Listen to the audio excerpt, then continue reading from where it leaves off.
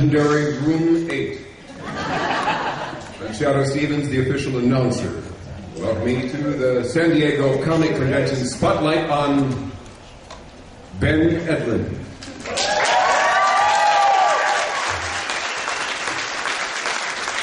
And tonight, ladies and gentlemen, the harsh glare of that spotlight is you. Now, please help me welcome our moderator, the host of the Nerdiest Writers Panel and co-creator of the Thrilling Adventure Hour, Ben Blacker.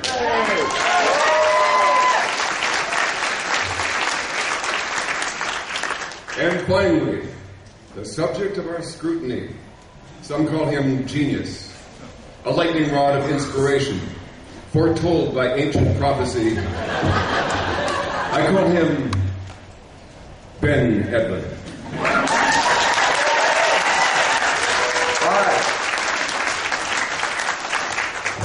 Thank you. Please, one more round of applause for Shadow Stevens.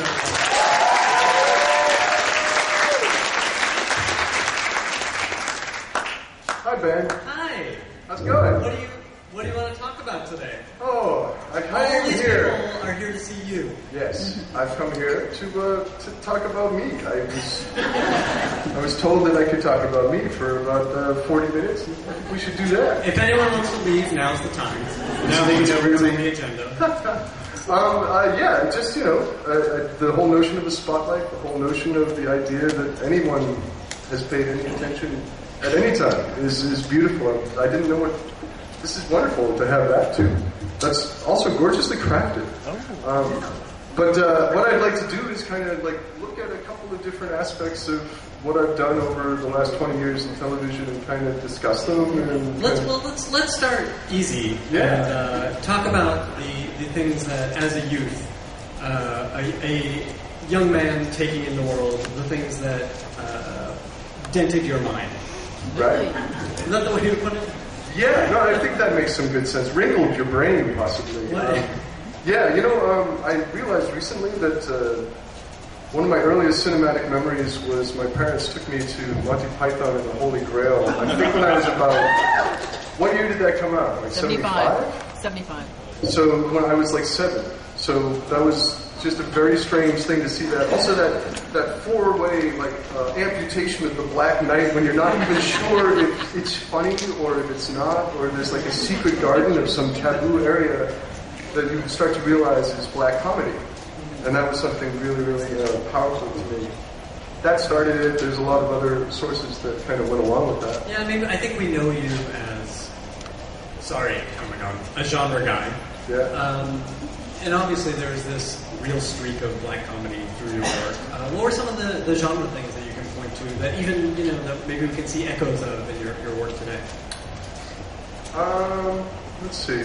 Well, there's a lot that went down. I mean, I would say that I grew up, first I saw The Night Stalker. And that was a huge thing. That's a Kolchak, The Night Stalker. It's old. I'm old. I don't know if anyone was aware of that, but I'm getting older too.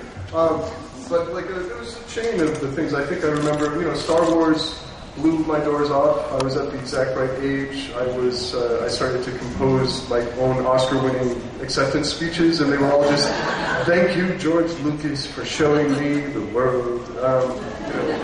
So those big, giant, basic mainstream thrusts of genre were a big part of it. And were you a comic book guy growing up? Sort of. I used to I got a couple of issues of Epic Illustrated from a yard sale. I don't even know what that is, sorry. Yeah, it's like heavy metal. It's basically like, it's Gesundheit. I would say it's basically like a kind of an anthology fantasy thing for adults, but I was young, and I bought it at a yard sale and was able to kind of pore over its pages. But basically, most of the comics I read were things like Richie Rich, Swamp Thing, things along those lines. Richie Rich and Swamp Thing are quite different. Yeah. That was a common sequel. A rich Swamp Thing would be quite interesting, actually. That's true. But were you a superhero fan? I mean, we know you having burst on the scene as the creator of The Tick. True enough. A superhero comic in many ways, and a take on, comment on superhero comics in many ways. Yes. Where did this come from? Where did the superhero thing come from? Yeah, I mean, interesting. What was your construct of a superhero? What were the things that you responded to in creating the Tick? I think by the time I created the Tick, there was already a question in my mind about what a superhero was, as far as whether it was feasible to be one. I mean, that was one of my obsessions, was like finding these mundane moments that a superhero would normally have, these giant operatic experiences, these small places where they would get caught up trying to find the keys to their apartment, or dealing with just small money issues and things that were tiny. And I think that, I came to find superheroes pretty late, and kind of sort of rolled into them with an eye on what made them heartwarming. I mean, they're kind of... The Tick is based on the idea that insane optimism will actually arrive at a result, And in a way, I think that we are called upon every day to be strange, like kind of heroic, just to get through any aspect of what is this day and age now. It's a powerfully complicated period. But anyway, yeah. Excuse me. The Tick. Shadow Stevens has a question. I'm told that you put out 12 issues of that comic book. Is that I correct? did, actually. 12 issues. And how long did that take? It took about 5 years. That's a very long time. Thanks for that. Shadow Stevens, everyone. Yeah, that was a long Do you want time. to explain yourself? That was a period in my life not unlike this one. Actually, only recently I delivered a script to Supernatural, where I work now, on time. It was the first one I delivered on time, which I consider kind of a record. It's cool, right? I'm pleased about that. I mean, it's good to actually be punctual, as it turns out. And I would suggest that anything you want to do in the professional sphere, punctuality should probably be observed with a rigor. Yet somehow you've succeeded. Yeah. No, I'm done.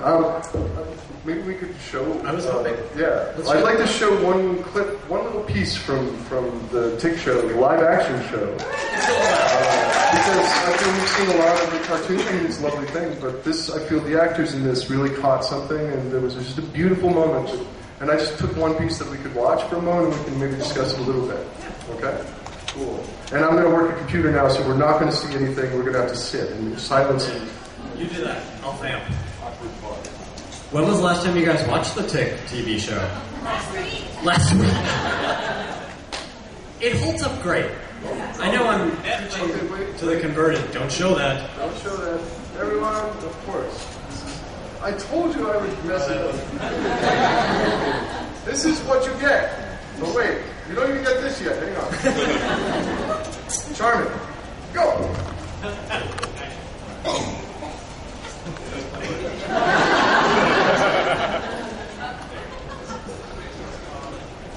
Where's the sound?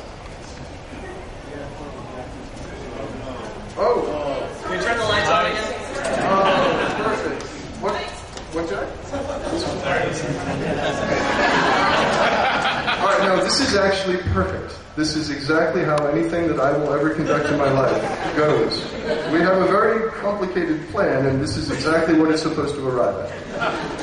Alright. I got here at 9 a.m. to go over this plan. He's getting more livid by the moment. I got him free coffee. No, did you pay for that? I paid for it. Oh. Stop it! No! No, actually, no! You didn't see that. They didn't see that. That, don't worry about that. If you're good, we'll get to that. Fancy. They named on the thumbs. Good morning, Arthur. I am the wild blue yonder, the front line in a never-ending battle between good and not so good. Together with my stalwart sidekick Arthur and a magnanimous help of some other folks I know, we form the Kings of Villainies malevolent gang. Destiny has chosen us. Wicked men, you face the Tick.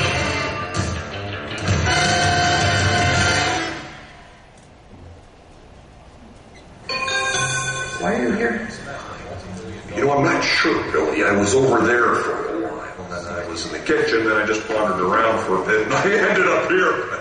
I'm taking stock of our secret headquarters apparatus, making a list of everything we have at our disposal in our two-man war against evil. I believe the docking box will come in handy.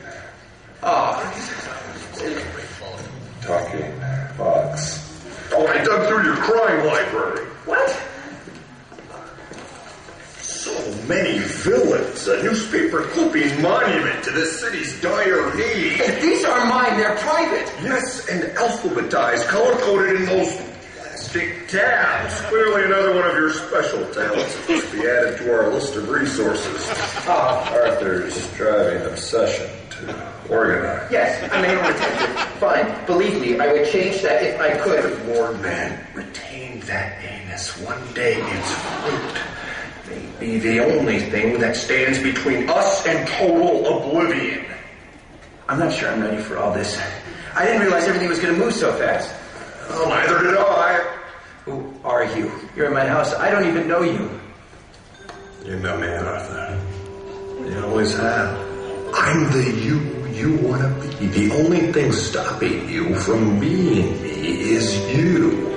That doesn't make any sense. Come now, John. Let's deal with the problem at hand. You want to be a superhero, but you're afraid. It's really... Believe me, I understand. I've heard of fear. And I've seen its effects. It's no good. Arthur, don't let fear's bad apple spoil the barrel of your virtue. This virtue, man, you're fat with it. When it comes to love for your fellow man, you're a fat fatty. And if you don't let some of that love out soon, you're gonna puff up and explode.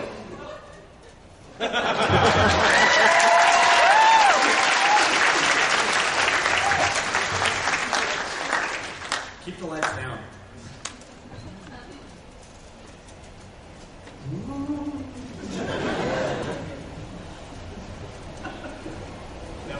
Oh, no, it's fine.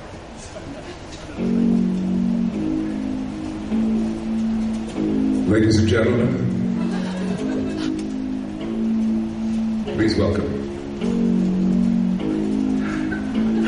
Oh my God, the prom is killing me. Come on, man. Come on. Say that. our guests, Jack, Son, Jackson Public. Jackson Public, and Doc Hammer. Bring up the lights, please. Thank you so much for joining me. Silly world that we have. I got a note. Everybody leaves with one, Jackson. Yeah, we have Doc Hammer on bass. Are there any Venture Brothers fans here? Does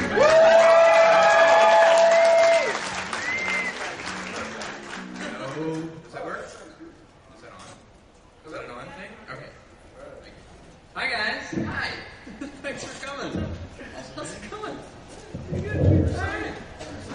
I'm deciding. Sorry. Do you guys mind if we catch up? Actually, I'm really pleased that these guys came. We have a long history together. The three of us have worked together on various different things. I lived for a long time. Well, I lived for a short time with Eric and Doc Hammer as a college roommate. And Chris and I have worked on many things. Yeah. No, you can call me Chris. This is what I already. We're terrible at this. Yeah. Chris was on. Yeah, tell us a little bit about the. I mean, we have talked in the past. Nerdist Writers Panel listeners know that Jackson and I have talked in the past about how you got your start writing Tick comics. Right. Were you aware of them before you started writing them? Yeah. And how? Actually, when I met him, I had been consciously avoiding them for a while because I was doing I was doing a superhero parody comic of my own, and enough people, and it brings me the Tick that I started going, I better not read the Tick because I might steal something by accident. And I think I probably did steal something by accident. Well, we also would have arguments about things. You go, oh yeah, I got a forehead guy too. Yeah. Ryan's got an indestructible forehead. Yours is just a big forehead? Alright. Ben, were you involved in the stuff that Jackson was writing in those kind of Tick spin-off things? Or you would have walked over when it? he did the Tick spin-off things, we worked pretty close. I mean, he wrote them, but we were sort of very early in our acquaintance. And then I pulled him over to the cartoon when we started doing that. But then he kind of stepped up with me, and we went to the live action as well. Let's talk about that for a second. I think you guys can both respond to this about balancing that mundane life of the superhero with the tropes of a superhero. You know, the action things we know and love from the comic books and whatever. Talk a little bit about finding that balance. Well, I mean, did we? No, I mean, I think it's successful in both the animated Tick and the live action. I'd say that it's a demand of in my mind, it's a demand of a good superhero parody or a good investigation of that to take away the energy, to take away the combat. This is a good thing. To take away like the sort of, wow, I find your bass wildly distracting. Keep going, man. No, that's good. Yeah, okay. No, that's cool.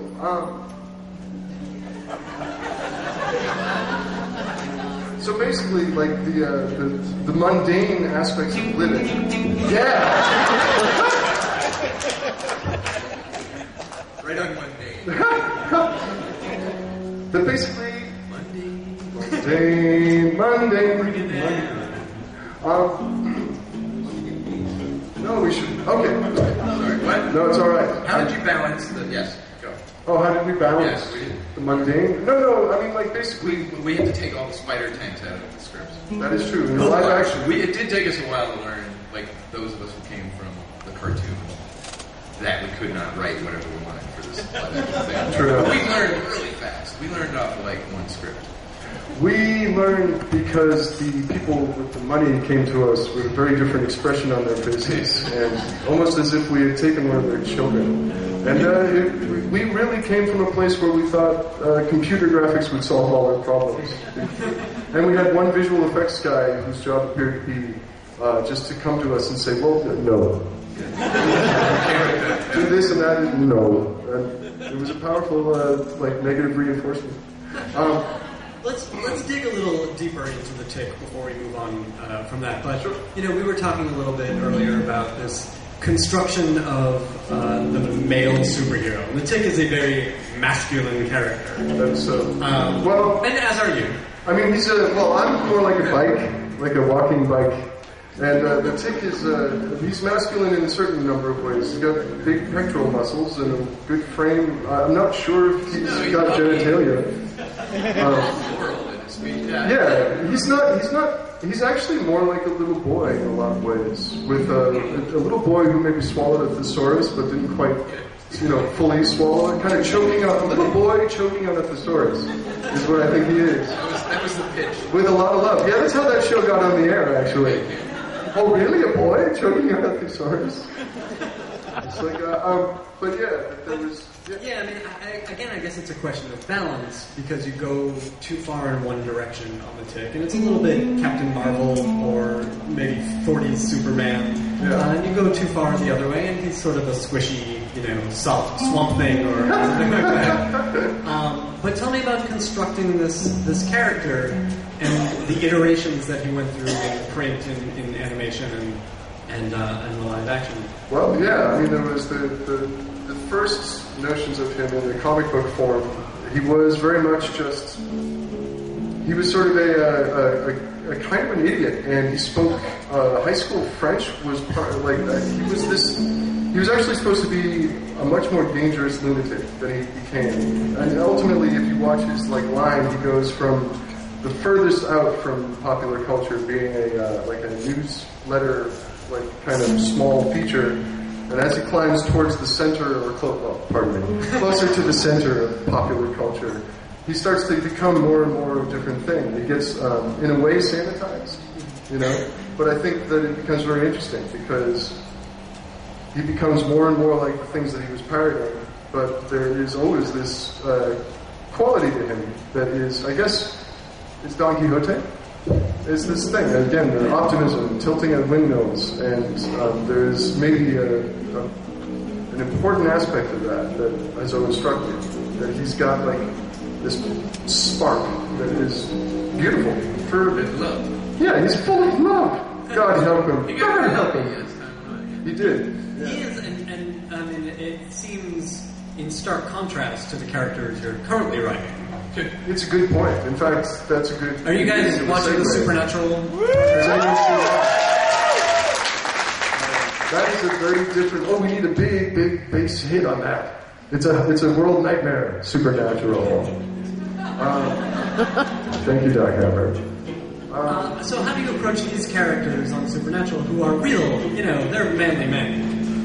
They are, actually. And these guys, they're both like 12 feet tall. There's one that's 6'6", and it's really like, he's an immense man.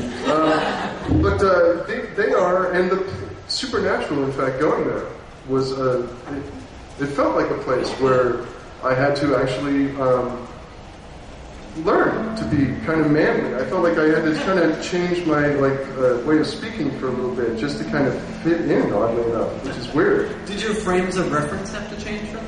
No, I know the straight up, like the encyclopedic canon of genre to the point where, it's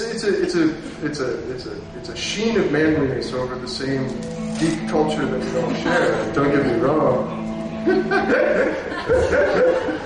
you want me to say? I'm coming up with themes for everybody, so Peter the Wolf. I like that. So was that my theme or that was Ben's theme? No, that was the theme of just propelling your words on the back of the bass. Okay. Ben. The theme was kind of lower about this manly crap you're talking about. Yeah. Ben. Yeah, watch. Shadow Stevens has a question. I have a question, yes. Yes, Shadow. Wait, Shadow's theme. Yeah.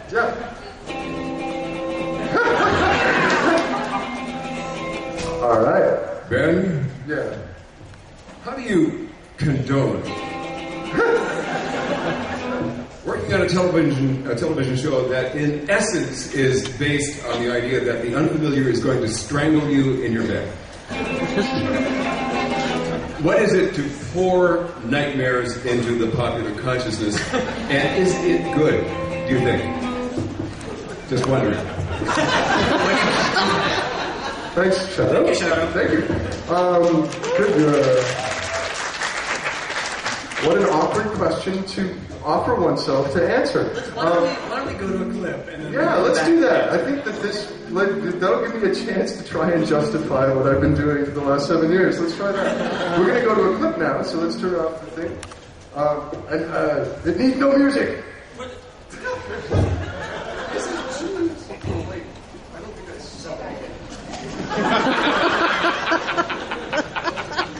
Awkward pause. Vamp, Doc, vamp. All right. I can't see the bass. No, it's good. Don't touch it. All right. And that's it. That's it.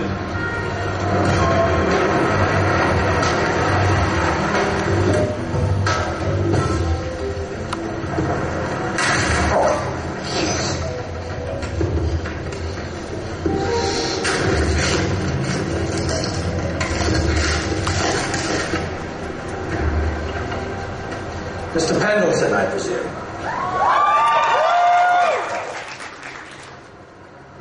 In my negotiations, I was dealing with a very young, attractive lady. Yes, I know.